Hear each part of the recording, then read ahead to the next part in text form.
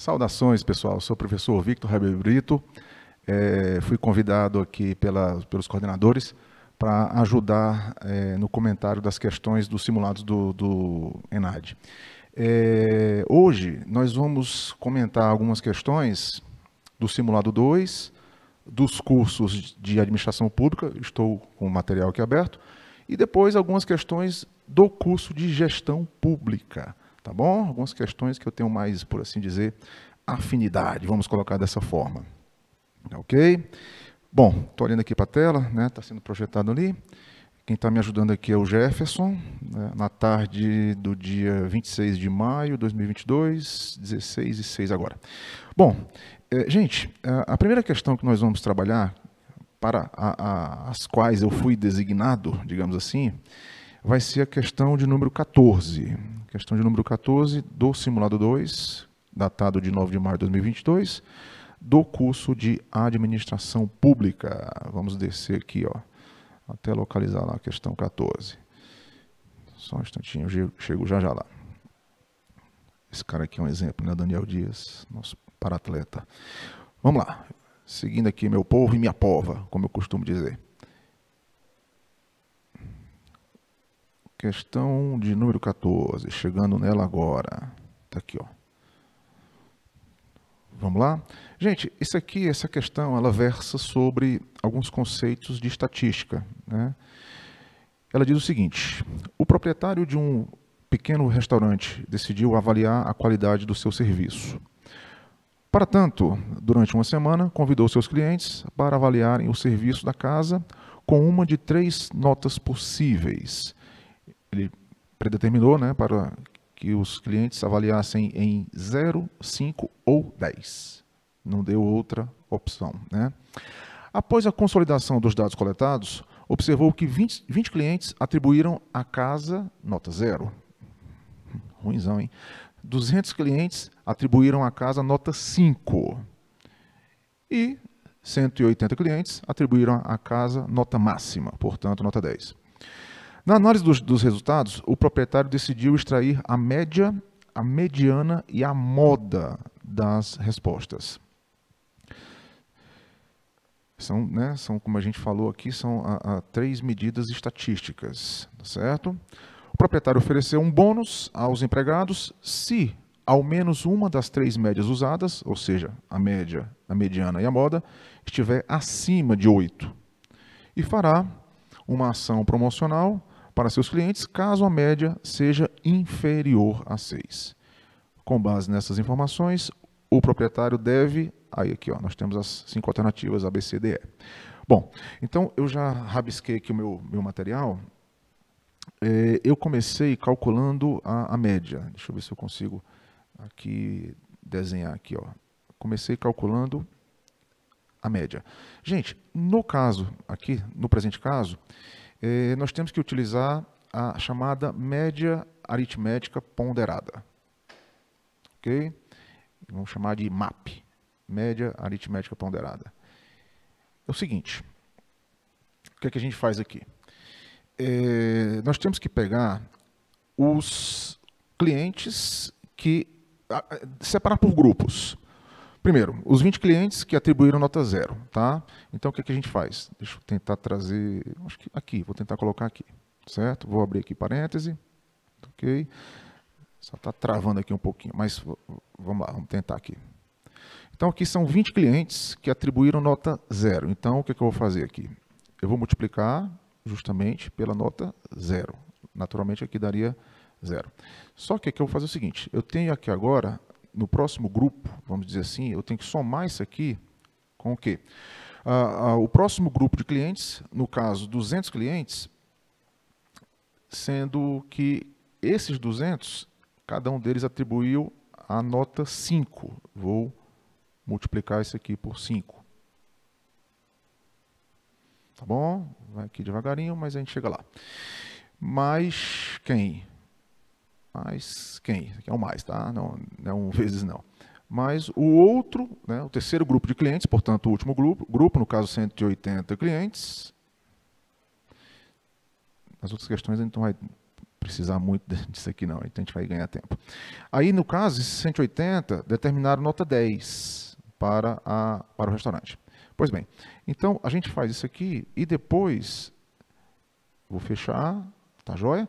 E depois a gente vai dividir todo esse resultado aqui, isso aqui tudo, a gente vai dividir pelo somatório dos clientes. Então, ó, 20 mais 200, 220, mais 180, 400. Tá bom? Então, vou dividir aqui por 400, que é, digamos assim, é a soma dos pesos, né? Então, isso aqui, ó, teve uma participação tal, esse aqui teve uma participação tal, esse aqui teve uma participação tal. Então, cada quantidade dessa daqui tem um peso, né? E aqui são as frequências. Pois bem, ao fazer isso aqui, depois você faz aí com calma, você confere na sua HP, no Excel, do jeito que você achar melhor. Ao fazer isso aqui, você vai perceber que a MAP, média aritmética ponderada, ela vai dar 7. Tá? Ela vai dar 7. Então, já é uma coisa que nós temos, né?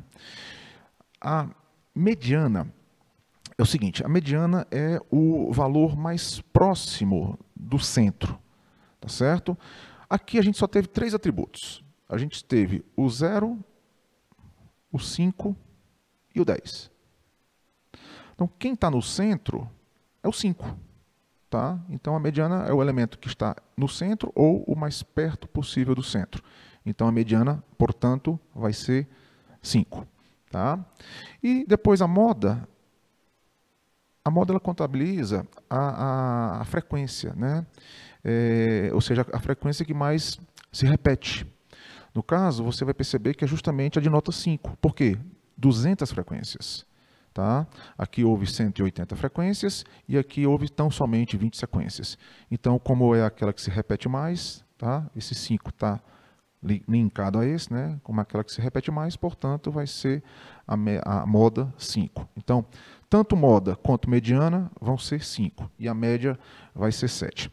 E aí, o que não nos resta alternativa senão marcar a letra E. E ela nos diz o seguinte: manter o funcionamento do restaurante como está, tá? Pois nenhuma das medidas ficou acima de 8. Realmente, ó, uma foi 7 e as outras duas foram 5. Tá, ó. Mediana e moda foram 5. Tá bom? Então, realmente, nenhuma das medidas ficou acima de 8. Tá? E a média, como a gente está vendo, foi superior a 6. Naturalmente foi, porque ó, a média está aqui. Ó, a média foi 7. Tá bom? Então, ficou aí, como a gente falou, a questão 14 ficou como tendo a alternativa correta, a alternativa, a letra E. Tá bom?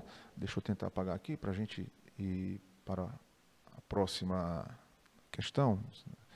Algumas questões a gente vai trabalhar de maneira conceitual, vai ser até um pouco mais rápido, né? Não vou precisar fazer tanto cálculo. Na próxima a gente vai precisar fazer cálculo, tá bom? Vamos lá. Apagar isso aqui. Legal essa ferramenta aqui. Lembra que o pointer fix que eu uso nas minhas aulas gravadas. Então, ficou tranquilinho, né? Essa daqui. Deixa eu descer aqui. Ok, vamos lá. Questão de número 15.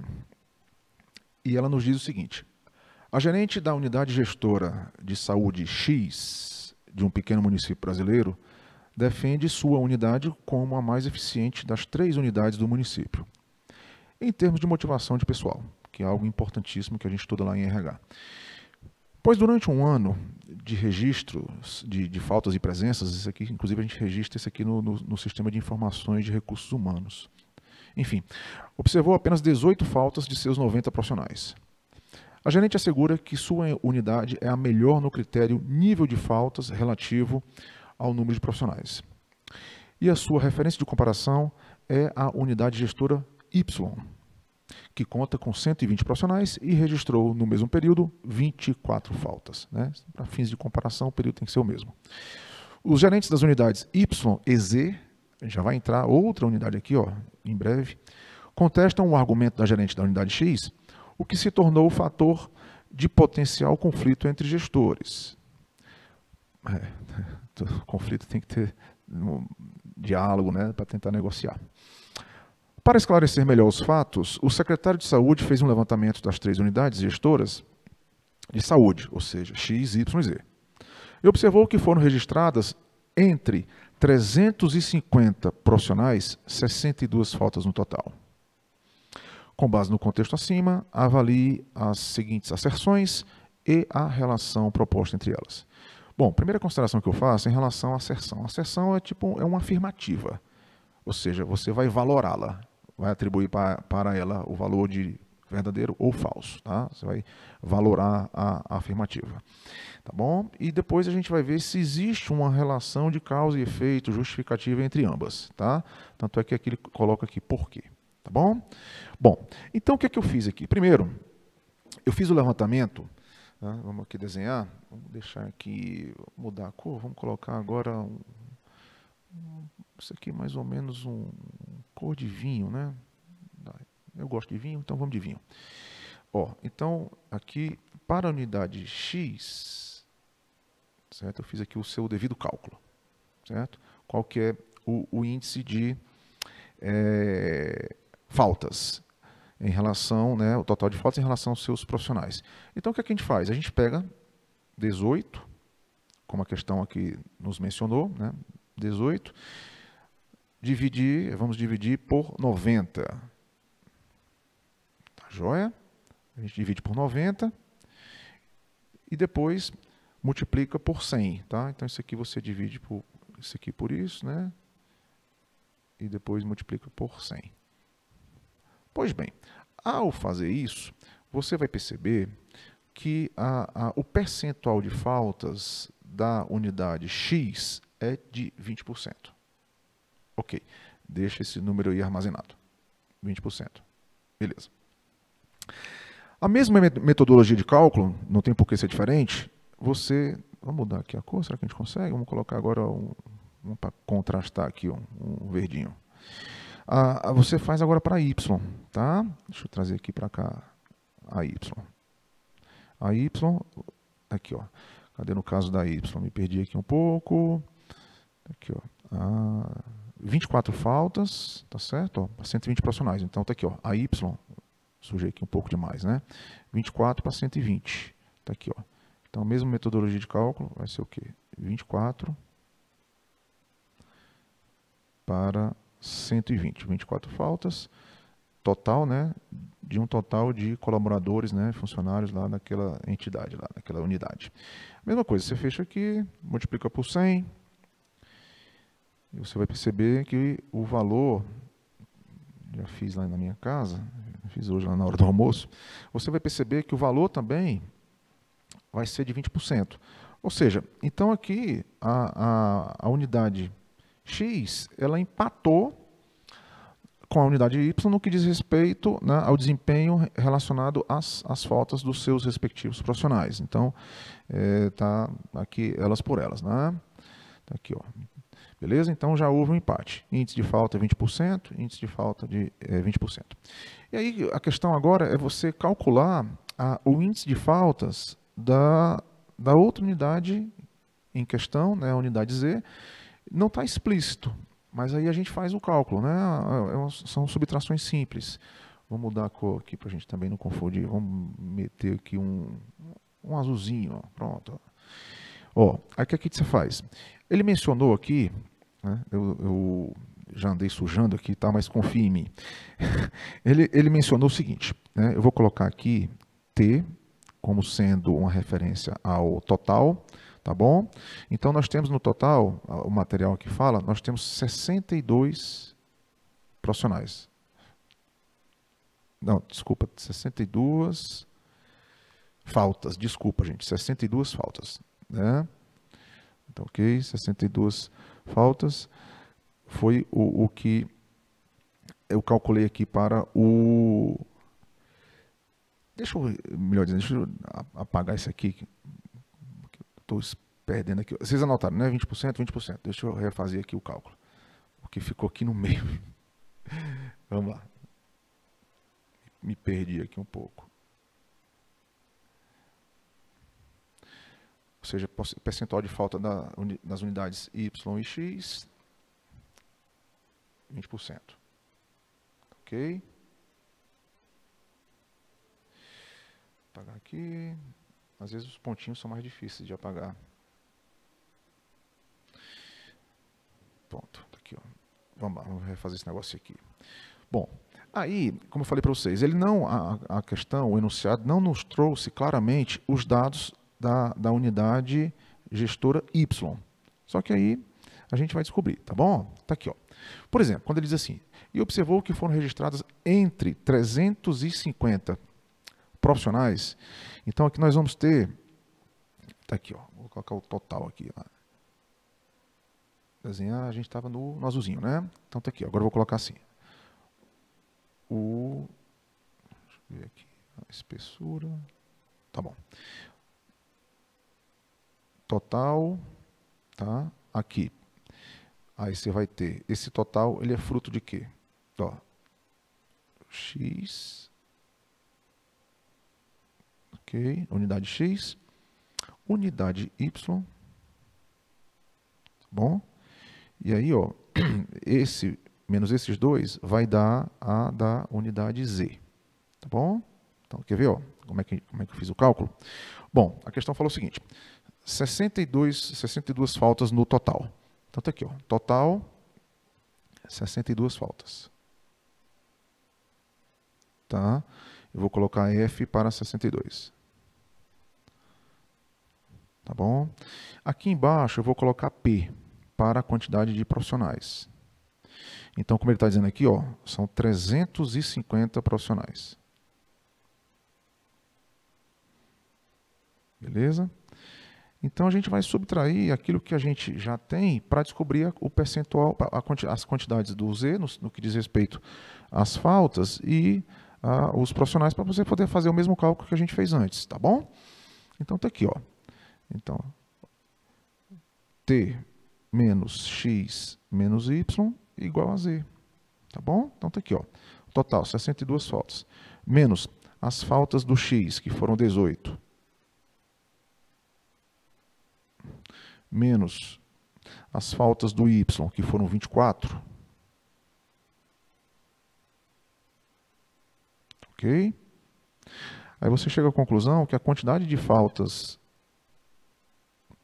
dos profissionais da unidade Z, naquele intervalo de tempo, né, no ano, né, no caso, acho que foi no ano, foi de 20 faltas. Um cálculozinho simples. Porque assim, o que mexe mais, o que poderia tomar um pouco mais de tempo, era a interpretação, porque o cálculo em si é só subtração, né, gente? E depois um cálculo percentual. Bom, agora em relação à quantidade de profissionais, a gente tem um 350, né? Só que a gente já sabe que na unidade X existem 90.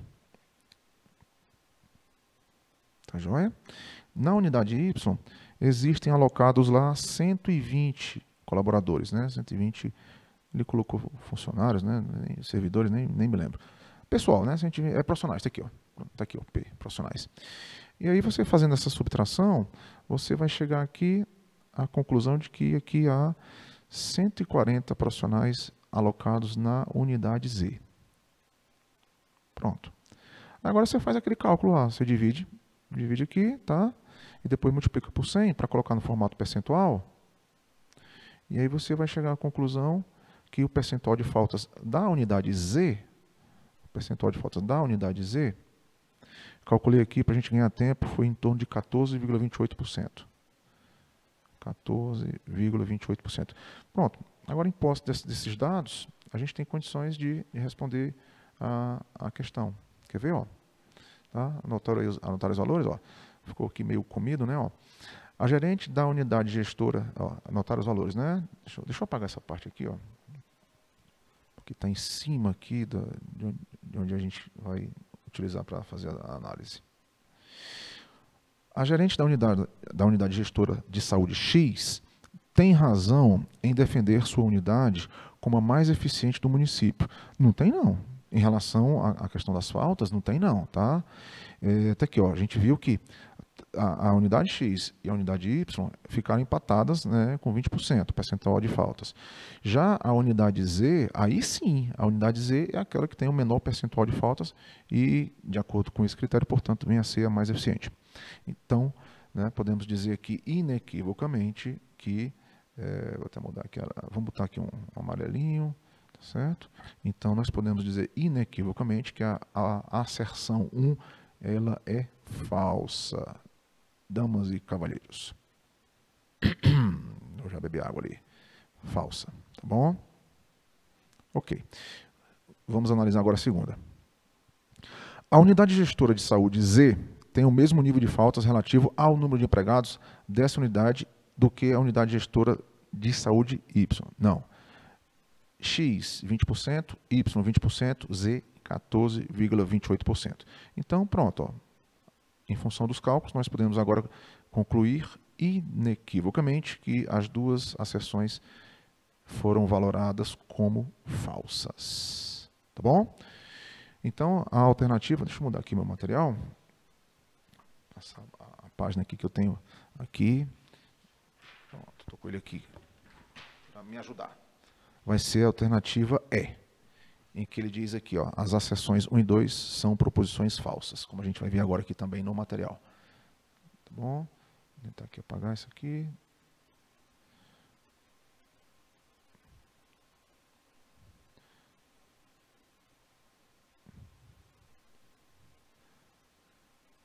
Jefferson, tudo direitinho? Estamos indo bem, né? Graças a Deus. E o nosso amigo Jefferson ali também, trabalhando com bastante afinco, bastante competência. Muito bem, então, aqui, ó. Falsa, falsa. Eu estou apagando aqui para a gente poder seguir o nosso rumo, tá bom? Ó. Pronto, aí vai ser, a gente vai fechar aqui com E, tá bom? As asserções 1 e 2 são proposições falsas, tá bom? Deixa eu ver aqui uma outra que eu fiquei designado para fazer. Eu marquei aqui, eu vou passar, eu vou deixar o microfone de lado só um instantinho.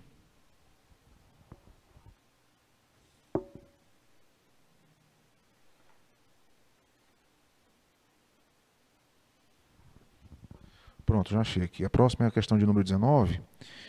Ela não vai ter cálculo não, tá? Questão interpretativa. Está aqui, ó, questão de número 19, né? Questão, assinale a alternativa incorreta. A gente tem que estar atento ao comando da questão, porque na maioria das vezes a gente vai querer marcar a alternativa correta, né? Mas, vez ou outra, aparece uma questão cujo enunciado, né? Cujo comando é marcar a alternativa incorreta. Ele diz o seguinte: o perfil geral relativo à atuação, aqui tem até que ajeitar essa crasezinha aqui, né? Da empresa estatal brasileira em termos estruturais e conjunturais, considerando perspectivas para a gestão efetiva e a privatização, está associado basicamente a problemas crônicos, tais como... Gente, isso aqui é um tema polêmico, né? Quando você fala assim, privatização, você vai pegar uma empresa que ela é estatal ou semi-estatal, por exemplo. A empresa 100% estatal é aquela que é EP, empresa pública, ou seja, o capital é 100% do ente federativo, né? Pode ser da União, por exemplo. E existem as sociedades de economia mista, né? Que, por exemplo, Banco do Brasil, Petrobras, e aí normalmente a maior parte das ações, né, a maior parte do capital está em poder, pertence ao poder público, tá bom? E algumas pessoas assim comentam, criticam, né, a atuação, a efetividade dessas organizações. Tanto é que, às vezes, quando corre um rumor, corre um boato de que uma determinada empresa estatal ela vai ser privatizada, aí aquela empresa ela tem ações negociadas na Bolsa de Valores, né? No primeiro momento as ações elas, né, dão uma subida, elas catapultam, né? Elas dão uma subida numa expectativa de que se realmente acontecer, ela vai ser mais eficiente, vai dar mais lucro, tá? E o valor das ações vai aumentar. Tá? Então, gera, às vezes, até um debate acalorado, né? Porque tem gente que é afim da privatização, né? Tem gente que não é afim da privatização. Bom, aqui nós trabalhamos, o gabarito foi para a gente ganhar tempo, tá? A gente passar para as outras questões. Não vou analisar todas não, tá? Eu vou aqui logo naquela que foi considerada a alternativa correta, que foi a letra D, e ela nos diz o seguinte: total, a incorreta, tá, gente? A incorreta. Total efetividade organizacional, gerencial e estratégica da empresa estatal. Em razão, entre outros, né, deu um probleminha aqui na digitação, entre outros aspectos da interferência política, da descontinuidade na sua administração e da fragilidade trilógica do poder institucional vinculada aos marcantes clientelismo, corporativismo e cartorialismo, tá certo? Então, assim, cuidado, de cara já chamou a atenção isso aqui, ó, total efetividade organizacional. Ora, como é que você vai privatizar uma empresa se ela já tem uma efetividade organizacional total? Tá? Então isso aqui ficou completamente descabido ao contexto. Por isso que, né, a gente tem que ficar atento. Assinar a alternativa incorreta. E foi, no caso, a letra D de dado. Bom, agora a gente vai para... Vou deixar o microfone um instantinho aqui para passar para mexer aqui no meu material, só um instante.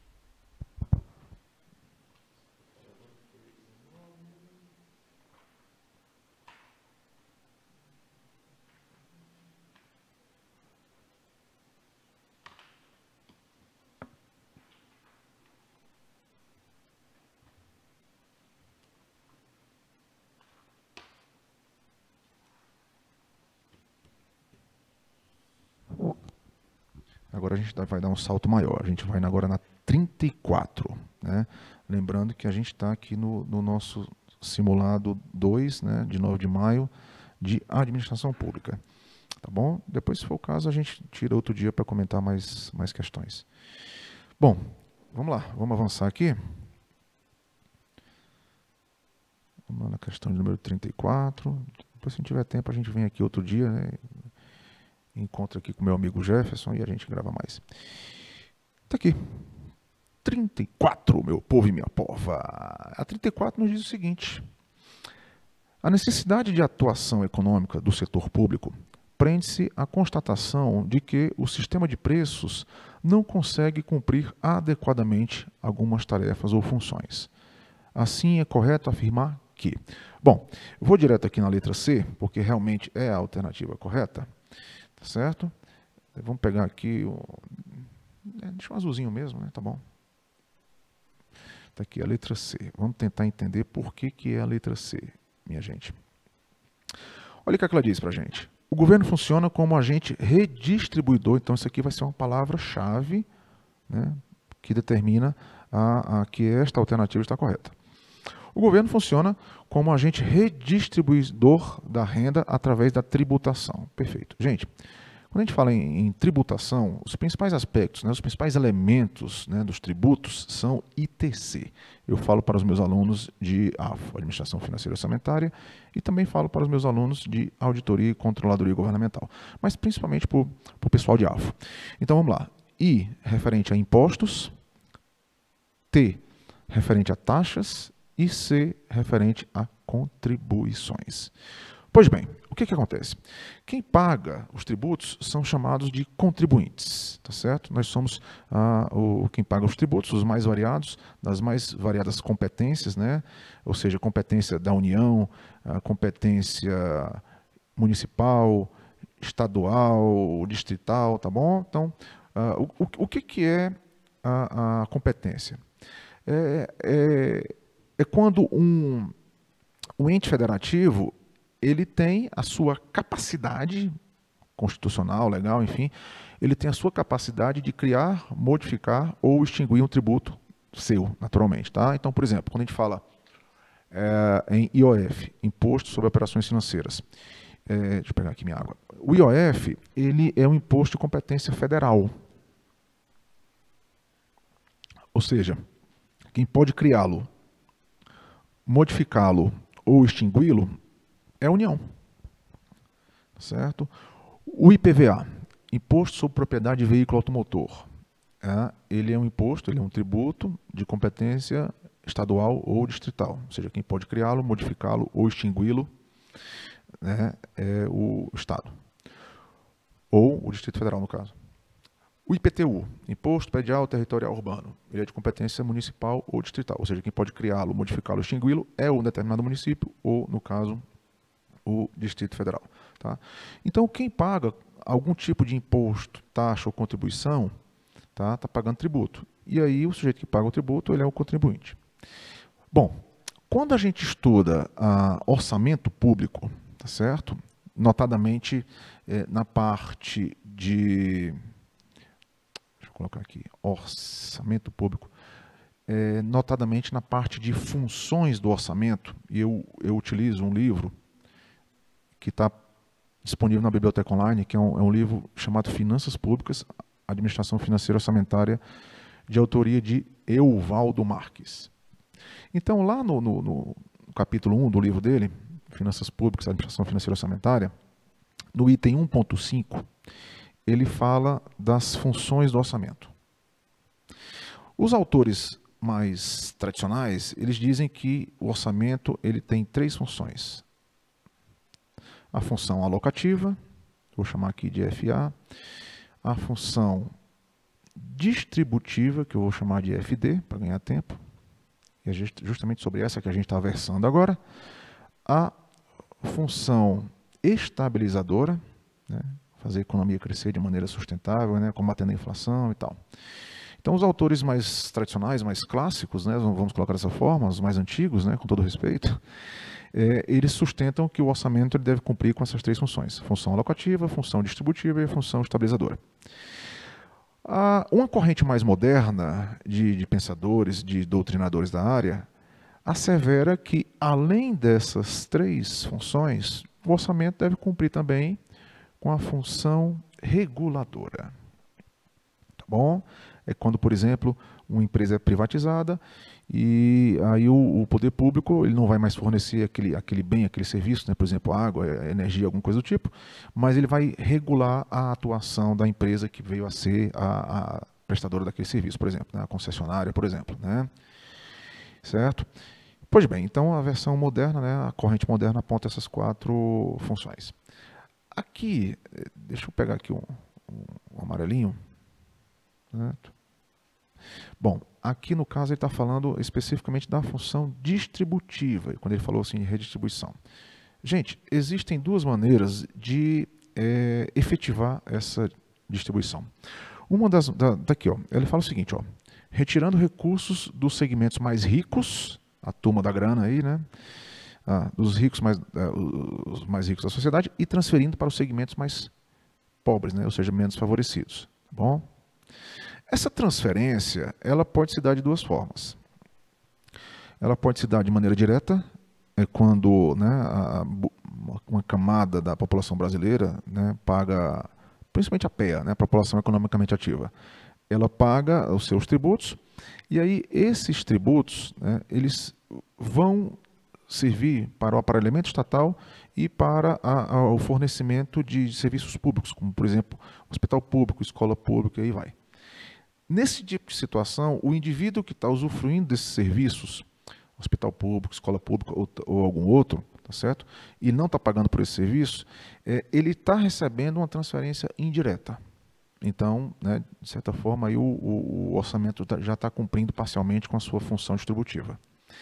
Há, porém, uma transferência direta, que é, como o próprio nome diz, ocorre quando as camadas mais carentes da população, notadamente carentes, vão receber dinheiro mesmo, como, por exemplo, Bolsa Família. Tá? Então, existem as transferências, né, diretas e as indiretas. E aqui é como a questão falou, né, isso aqui está certo. Né? O governo funciona como agente redistribuidor, né, obviamente levando em consideração a função distributiva da renda através da tributação, exatamente retirando recursos dos segmentos mais ricos da sociedade e transferindo aqueles recursos para, né, os segmentos menos favorecidos, ou seja, as camadas mais carentes, né, de maneira direta ou de maneira indireta. Tá? Então, função distributiva do orçamento. Beleza? Espero que sim. Então, aqui nessa primeira parte, né, as questões que eu me preparei, né, digamos, para hoje, né, especificamente para a gravação hoje, como eu falei antes, no dia 26, foram essas aqui para o pessoal de administração pública. Beleza? Agora, já vou trazer aqui a cena, né, antes, uma água. Peraí. Agora nós vamos mudar o foco um pouquinho, viu? Deixa eu sair daqui dessa tela. Sair daqui. Acho que nem precisa apagar aqui não, né? Já vou para o outro. Aqui nós temos os gabaritos, tá? Não sei se já foram disponibilizados para vocês. Ok? Agora a gente vai para o próximo material. E eu vou me dirigir agora especificamente ao pessoal de gestão pública. certo? Também aqui tem algumas questões para as quais eu fui designado. Deixa eu só ir dar uma folheada aqui, só um instantinho.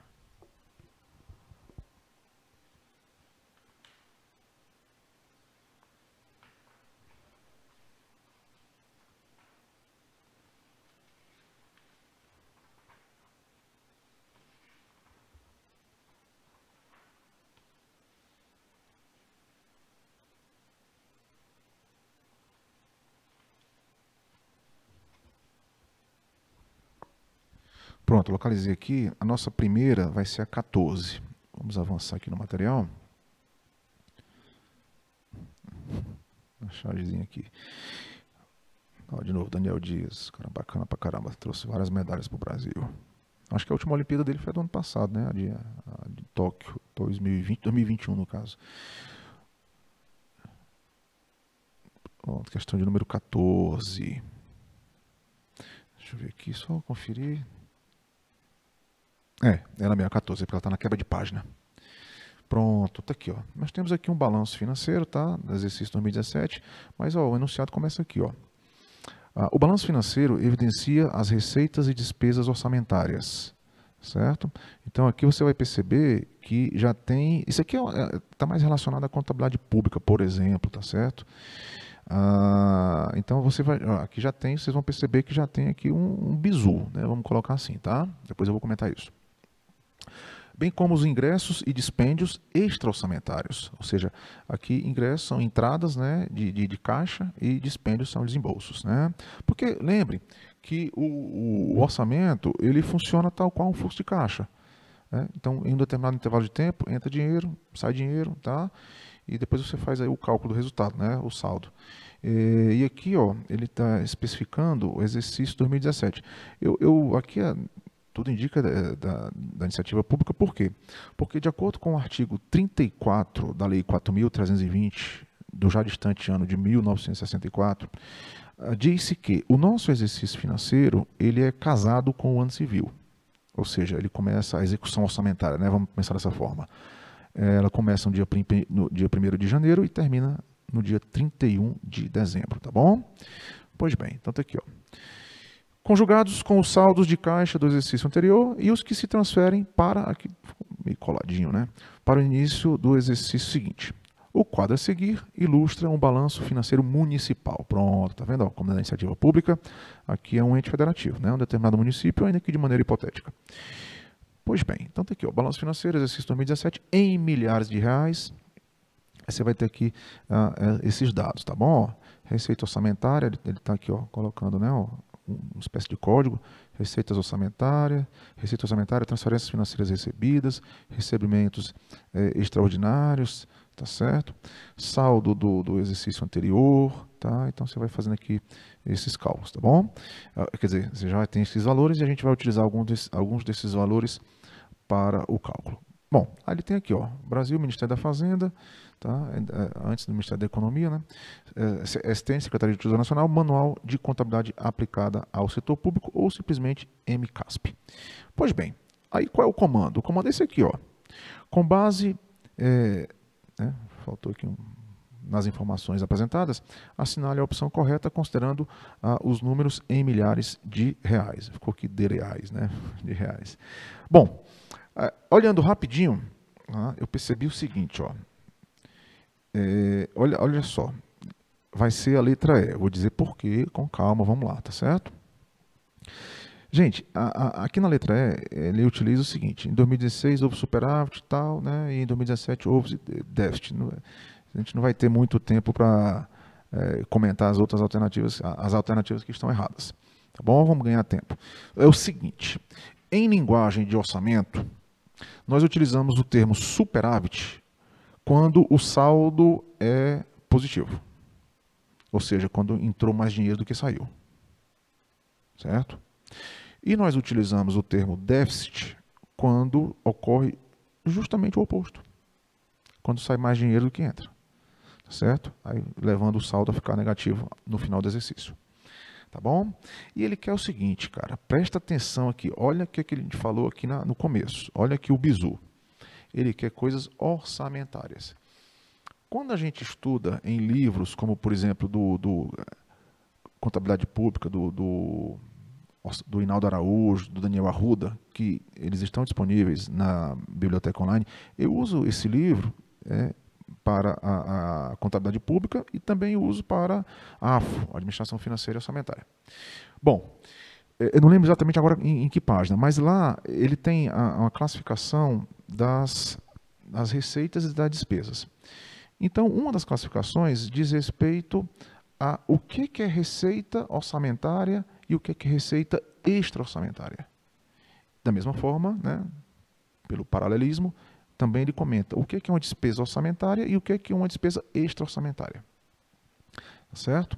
Tá aqui, ó, você vê as duas expressões aqui. Deixa eu marcar aqui. Agora eu vou botar aqui um laranjinha. Vamos lá. Vou sair daqui. Ó, tá aqui um laranjinha. Ó, ele usa a expressão aqui orçamentária e aqui ele usa a expressão extra-orçamentária. Tá?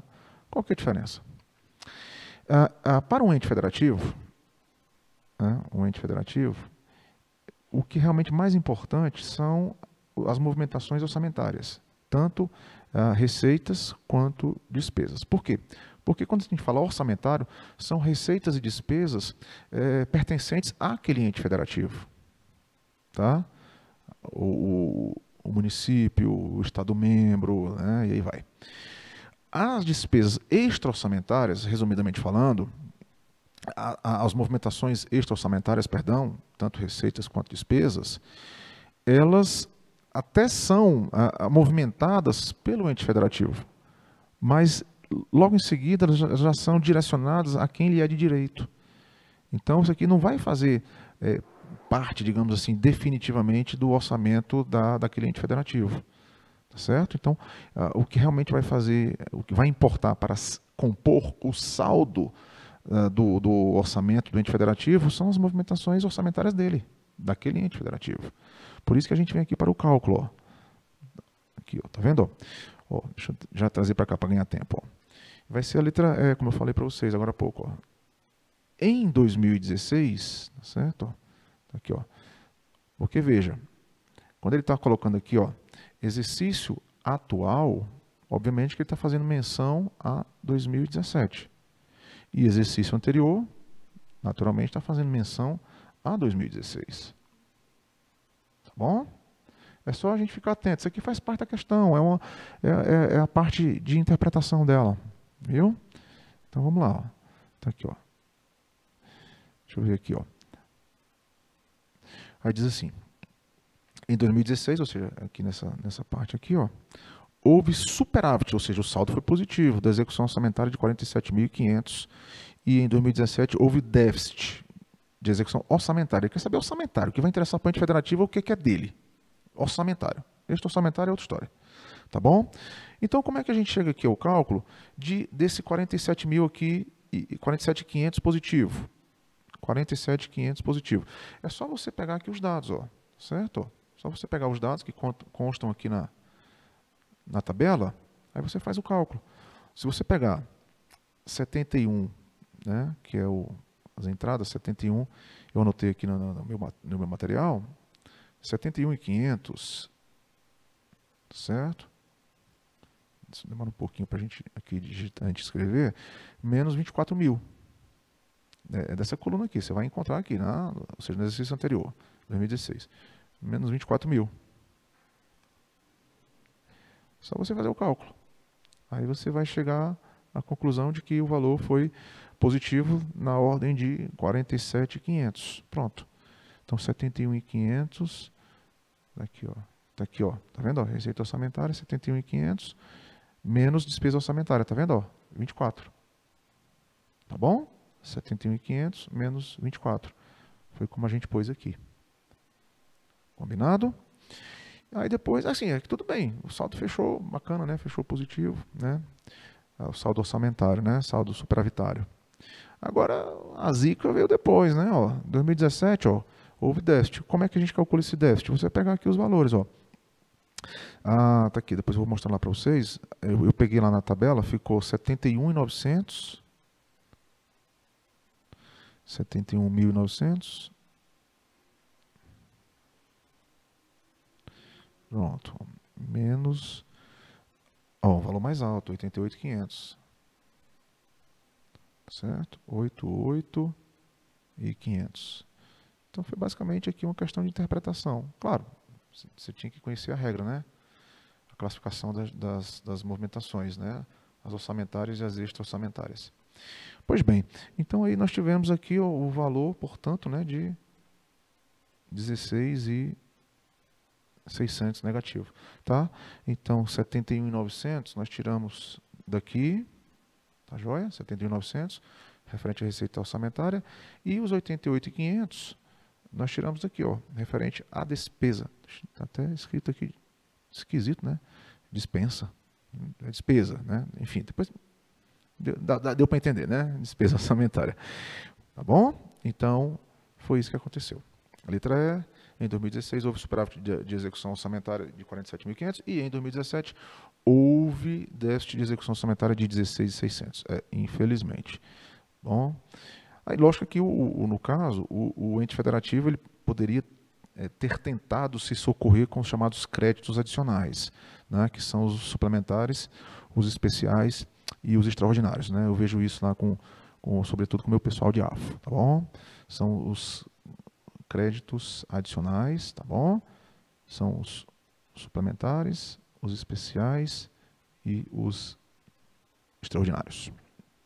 Tá bom? Eu vou deixar o microfone de lado aqui um pouquinho, porque eu vou folhear para a gente. Eu não lembro de cabeça agora qual é a próxima questão. Eu vou dar uma folheada, já eu pego o microfone de novo.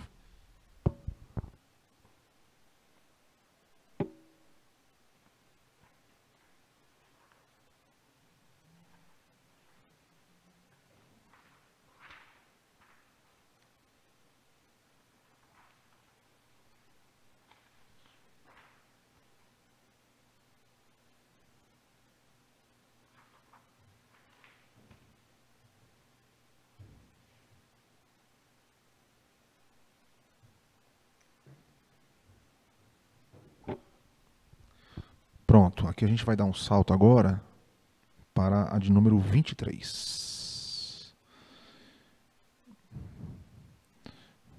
Ônibus gratuito, a moçada querendo ônibus gratuito. Você vê que muitas questões, né, deu não deu, por exemplo, né, falam de lei de responsabilidade fiscal, né, a lei complementar e tal. Depois se tiver tempo a gente fala sobre isso, tá bom? Agora eu falei 23, pronto. Tá aqui, ó, exatamente, ó, a nossa vai falar sobre isso.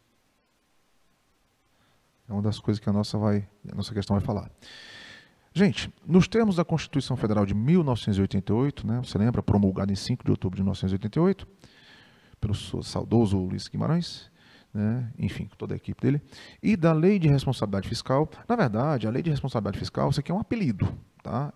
Lei de Responsabilidade Fiscal, ou LRF, é um apelido, porque o nome, digamos, verdadeiro dela, né, o nome oficial dela, é esse aqui, ó. Lei Complementar 101 de 2000, 4 de maio de 2000. Ela é complementar por quê? Porque ela, para ser aprovada, precisa ser aprovada por maioria absoluta. Tá? Então, quando são questões muito sérias, né, bastante impactantes para a nação, normalmente são invocadas leis, né, complementares. Tá? Não vou entrar muito aqui na seara do direito, porque eu não sou formado em direito. Mas, enfim, sou formado em administração. Aí diz o seguinte: o ciclo orçamentário da administração pública é composto por 4 etapas principais. É verdade, ó, vamos lá. Paralelamente, a gente vai. Vamos analisar aqui, depois eu vou explicar, tá certo? Bom, então ele colocou assim: 1. Aprovação do plano plurianual pelo Poder Legislativo. Gente, o plano plurianual, né, PPA, assim como LDO e LOA, são leis de iniciativa do Poder Executivo, está lá no artigo 165 da Constituição, tá bom? São leis de iniciativa do Poder Executivo. Mas, para serem aprovadas, elas vão ser aprovadas lá no Congresso Nacional, lá no Poder Legislativo, tá bom? Beleza? Então, o PPA, ele é um plano de longa duração. Ele vai contemplar ali os programas de duração continuada, tá? A vigência dele é quadrienal. Ele começa no comecinho do segundo ano de um mandato e vai até o finalzinho do primeiro ano de um mandato subsequente. seja daquele mesmo governante, seja de outro, tá bom? Então, vigência quadrienal. Aí é o que eu digo para os meus alunos. O PPA, ele serve de base para a elaboração da LDO, ou seja, da Lei de Diretrizes Orçamentárias, né, LDO.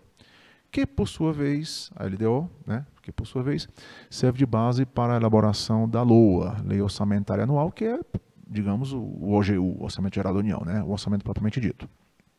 Tá bom? Então você segue aí a tríade, que até se assemelha ao modelo de planejamento governamental financeiro, né, administrativo financeiro, da Nova Zelândia. Tá? Então o PPA serve de base para a elaboração da LDO, tá? E a LDO serve de base para a elaboração da LOA. Lógico que tudo isso aqui, para elaborar o PPA, elaborar a LDO e a LOA, respeitando todos os ditames legais, né? Incluindo naturalmente Constituição e LRF. Tá bom? Aí, então, aprovação do plano plurianual pelo Poder Legislativo. Ok. Se não for aprovado, ele não roda. 2. Aprovação da programação financeira e do cronograma de execução mensal do desembolso pelo Poder Executivo. Tá? O Poder Executivo ele executa o orçamento. Tá?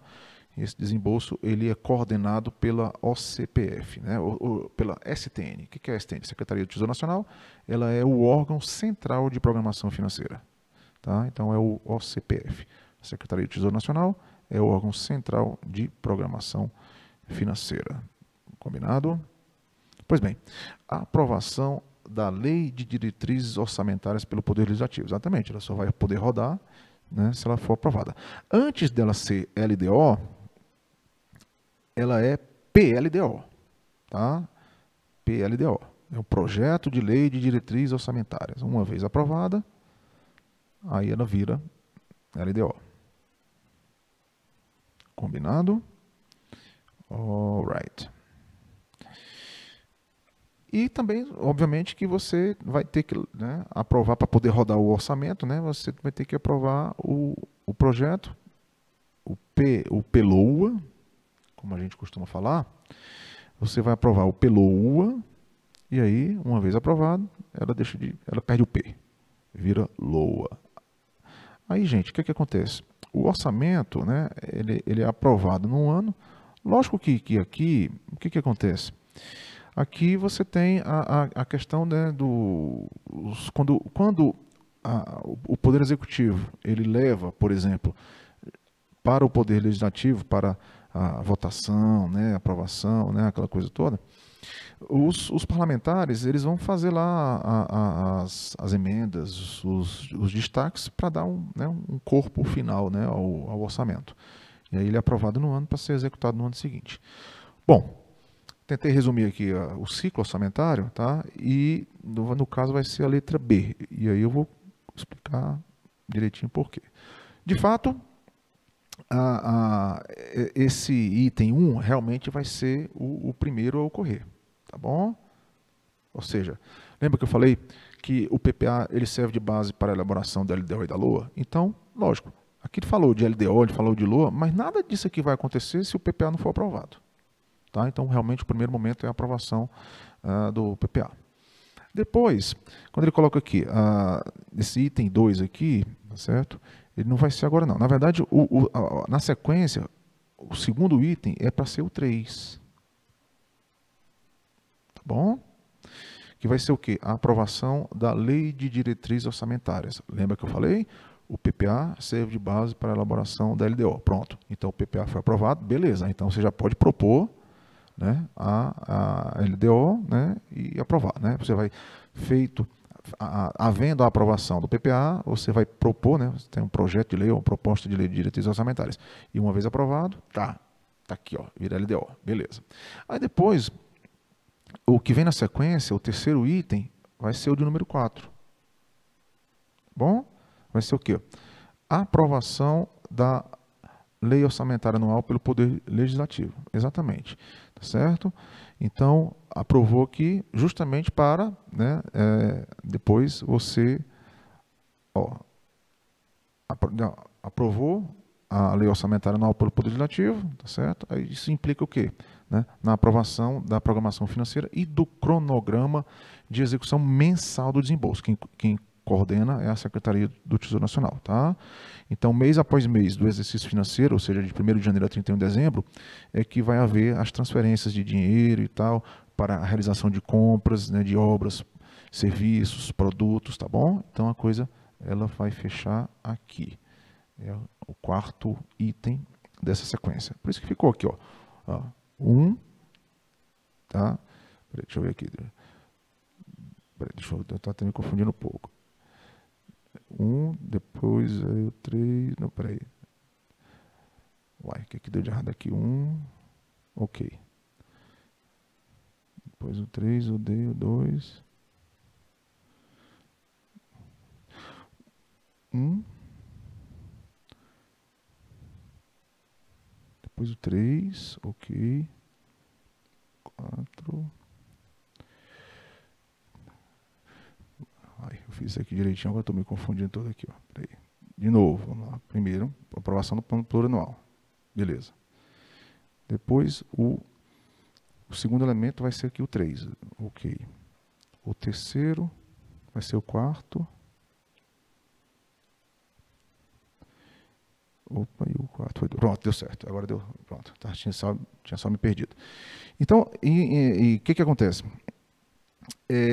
No caso aqui brasileiro, por exemplo, quando você já está lá na fase de aprovação da LOA, a SOF, que é a Secretaria de Orçamento Federal, ela ajuda, né, a Presidência da República, porque o que acontece? Ela pega as propostas do Poder Executivo, do Legislativo e do Judiciário, mais a proposta do Ministério Público, né, o Ministério Público não é poder, mas ele tem autonomia financeira e orçamentária.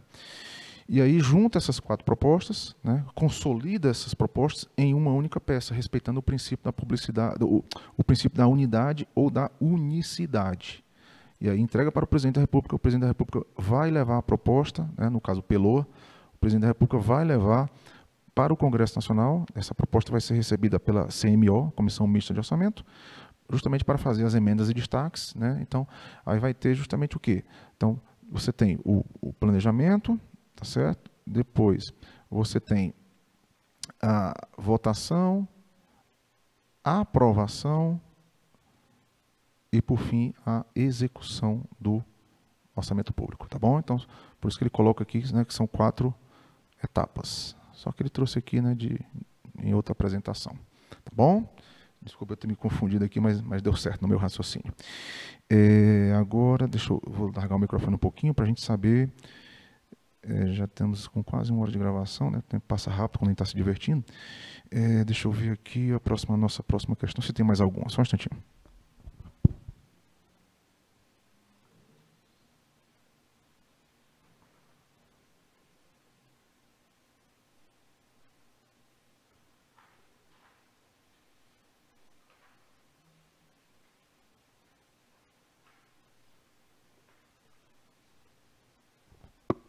Temos mais coisa aqui. Vou tentar ser um pouquinho mais rápido, né, para a gente não estender demais. Agora, 28. Vamos avançar aqui. Pronto, está aqui. Essa aqui é mais uma questão, né, de você conhecer os conceitos, né, conhecer os assuntos.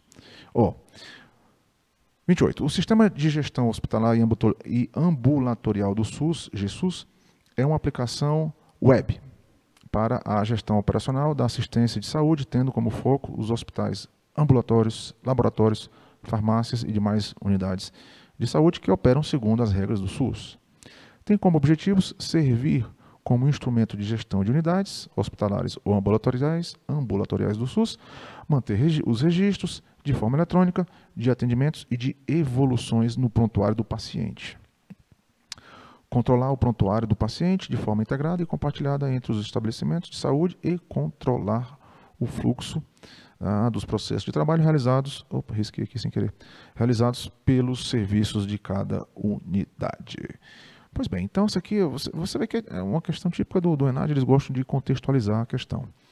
Bom, então aqui para a gente ganhar tempo, vai ser isso aqui, ó, vai ser a letra D, certo? Então tá aqui, ó.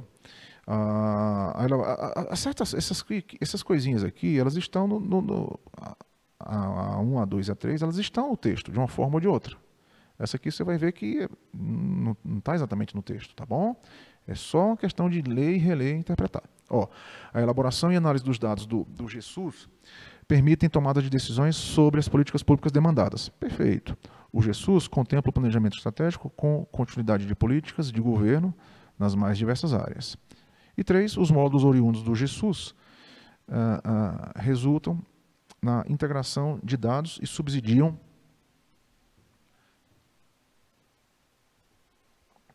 as decisões, vou deixar aqui, só tem que ter cuidado para não derrubar o corpo. As decisões sobre os rumos da organização no tocante a ações sociais sustentáveis. Beleza. Agora essa 4 aí, ela tentou confundir a gente. Ó. Por meio do GESUS é possível gerenciar todo o fluxo Nossa, cuidado com essas palavras fortes, tá, gente? É que eu digo para os meus alunos, né, tanto dos presenciais quanto dos remotos. Quando você tem assim alguma alternativa, alguma questão, quando coloca assim algumas palavras fortes, todo, nenhum, nunca, sempre, necessariamente, cuidado. Normalmente são palavras que te induzem ao erro, tá?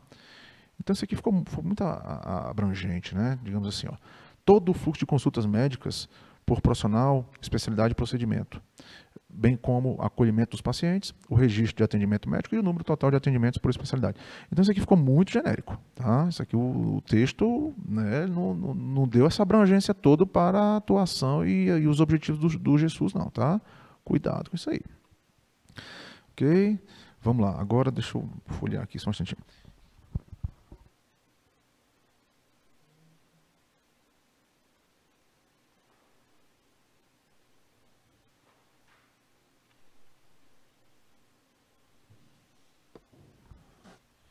A próxima vai ser a questão de número 30. Eu até já dei uma antecipada, né, naquela outra questão que a gente analisou, que foi na 23, né? Deixa eu ver aqui, que a gente analisou agora há pouco. Foi, até deu uma antecipada, a gente vai reforçar aqui. Vamos nessa. Agora, número 30. Ó, o processo orçamentário torna possível a análise de vários aspectos das organizações, como a magnitude, engraçado que algumas palavras ficaram coladas, né? Magnitude dos efeitos do tipo de liderança, os efeitos dos sistemas de informação na tomada de decisão, é aquilo que a gente diz, né? As informações, elas servem para otimizar o processo decisório. E é aquilo que a gente estuda em sistema de informações. As informações, para serem consideradas inteligentes ou úteis, elas têm que reunir 3 características, né? Elas têm que ser verdadeiras, atuais e oportunas. Tá joia? Pois bem, e a influência de mudanças de estrutura, de restrições ambientais e de escassez de recursos. Portanto, constata-se, sem querer, constata-se que mesmo sendo uma tecnologia idealizada sob pressupostos racionais e instrumentais e utilizada para imprimir um comportamento mecanicista aos processos organizacionais, o orçamento também tem uma dimensão política, sim, né, exatamente, que se manifesta à medida que as situações de decisão se configuram em arenas em que indivíduos e grupos interagem, sob diferentes interesses e visões, exatamente, acerca de um mesmo problema, tá bom? Pois bem, aí ele diz o seguinte, um textozinho de um parágrafo, né, para a gente interpretar. Com base nesse contexto, assinale a opção correta. Então, nós fomos aqui na letra C. E ela nos diz o seguinte: os processos de comunicação e de negociação interinstitucional e social relevantes na elaboração dos orçamentos públicos restringem-se à fase da discussão política que ocorre nos parlamentos. E no Brasil realmente a coisa não é diferente não é muito diferente não, tá? Vamos lembrar, aqui resumidamente, né, no caso brasileiro, vamos lá, nós temos o planejamento, lembra que o planejamento do orçamento ele fica a cargo do Poder Executivo, tá?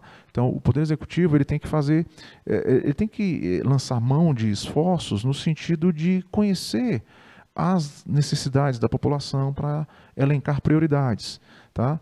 Então, pode fazer um censo, pode fazer uma pesquisa mais específica, tá certo? Então, você precisa saber, você precisa conhecer a demografia, ou seja, o estudo do seu povo. Você precisa conhecer os aspectos socioeconômicos, tá?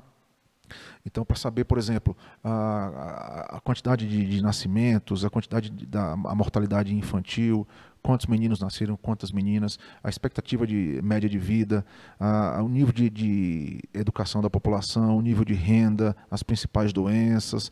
Então, em função desse conhecimento socioeconômico, né, e claro, demográfico, né, demografia vem de conhecimento do povo, as características do povo.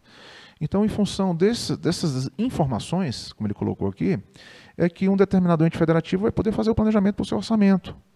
Tá joia? Então, você tem o planejamento, aí depois, vamos pensar principalmente no caso da União. Você tem o planejamento, que é feito pelo Poder Executivo, né, com a ajuda da SOF, Secretaria de Orçamento Federal.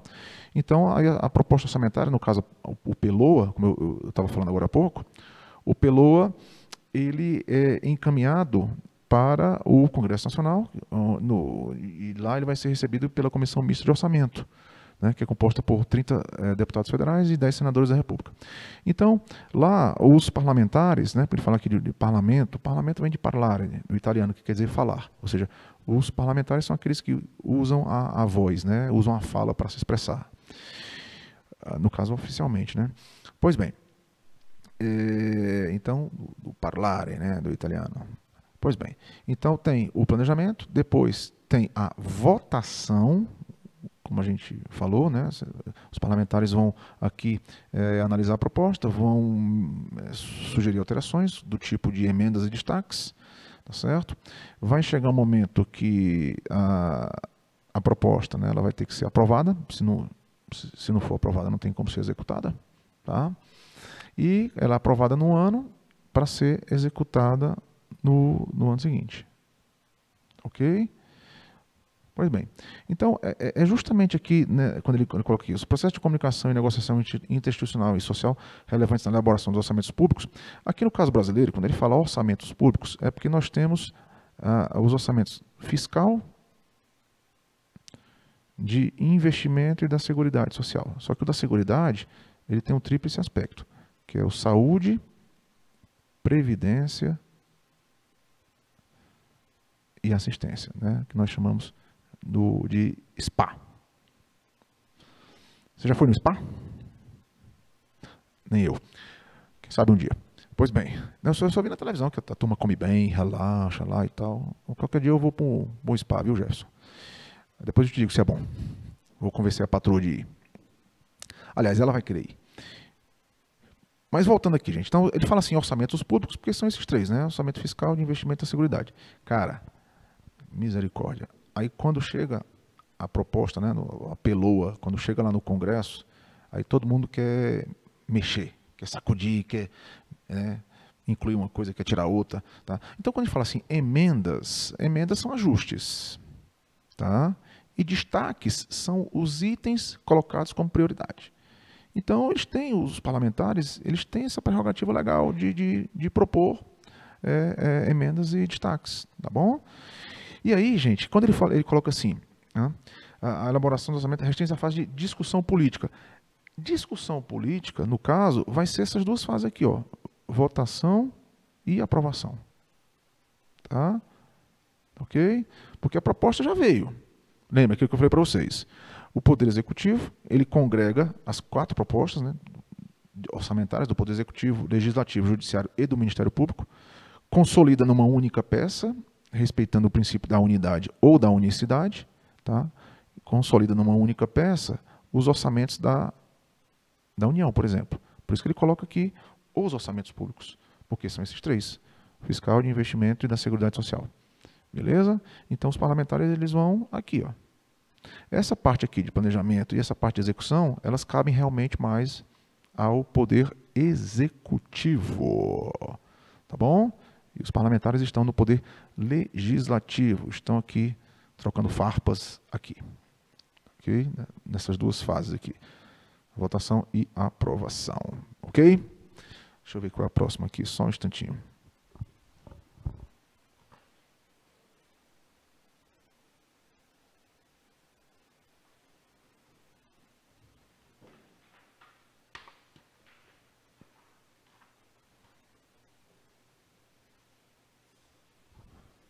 Pronto, vamos para a última. para as quais eu fui designado. Vou já liberar o Jefferson aqui, já deve estar com fome. Enjoado da minha voz. Jefferson, depois eu te pago uma cerveja. 34, meu povo e minha pova. Tá aqui, ó. Ficou na quebra de página. Mas tudo bem.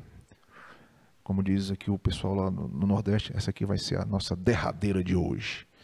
Gente, o governador de determinado estado da federação, tendo verificado que no bimestre não foi alcançada a arrecadação necessária para o cumprimento das metas fiscais estabelecidas na Lei de Diretrizes Orçamentárias. Gente, é o seguinte, dentro, né, da LDO, né, Lei de Diretrizes Orçamentárias, existe um negócio chamado AMF, Anexo de Metas Fiscais. Então, é isso que o texto está falando aqui, tá bom? Falando que metas fiscais, na verdade, é um anexo, ou seja, é um documento que vai compor a LDO daquele exercício. Editou o decreto de contingenciamento. Gente, o contingenciamento, ou seja, é uma situação, é uma contingência, é uma situação, tá? Pelo prazo de 2 meses ou até o restabelecimento da meta fiscal. Então, a meta ela já tem de constar aqui no AMF e consequentemente, na LDO, Lei de Diretrizes Orçamentárias. Tá bom? Gente, aqui, a sugestão que eu dou de leitura, que vai embasar a resolução dessa questão, vai ser o artigo 9º. Deixa eu anotar aqui para a galera. O artigo 9º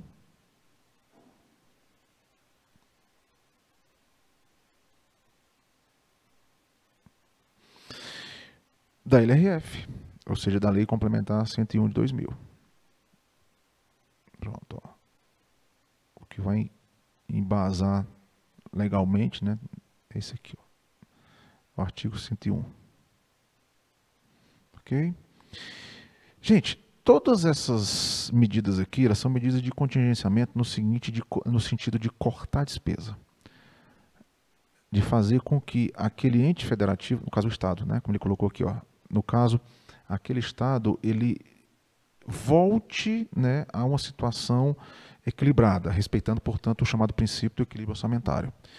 Tá joia?